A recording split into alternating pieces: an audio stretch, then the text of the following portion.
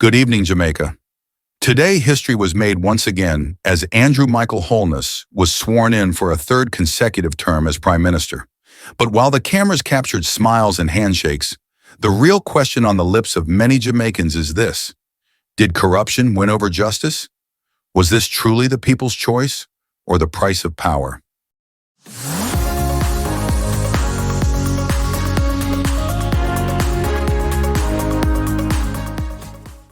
Today, the eyes of the nation were fixed on the lawns of King's House in Kingston. At precisely 4 p.m., under the gaze of the Governor-General, His Excellency, Sir Patrick Allen, Andrew Michael Holness was sworn in as Jamaica's Prime Minister for a historic third consecutive term. The setting was regal: polished shoes, crisp suits, hands lifted in solemn oaths. Cameras flashed as the national anthem echoed across the lush lawns.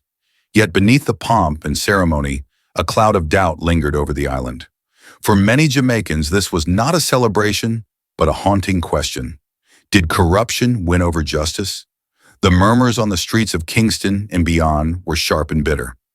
Reports of vote buying, intimidation, and investigations swirling around even his own constituency cast a heavy shadow over the day's proceedings. Critics point to tainted victories and the weight of unanswered questions that trail the Prime Minister like an unshakable shadow. Still, Holness stood with composure, hand raised, pledging allegiance to the Constitution and to the people of Jamaica. But as his words rang out, many wondered, were those words built on truth or on a foundation of deception and manipulation? The swearing in was supposed to symbolize the triumph of democracy, yet today it felt more like the triumph of power over fairness, might over right, and influence over integrity. As the sun set over Kingston, Jamaicans were left with a piercing question that will echo long after the applause faded. On this day, did corruption truly win over justice?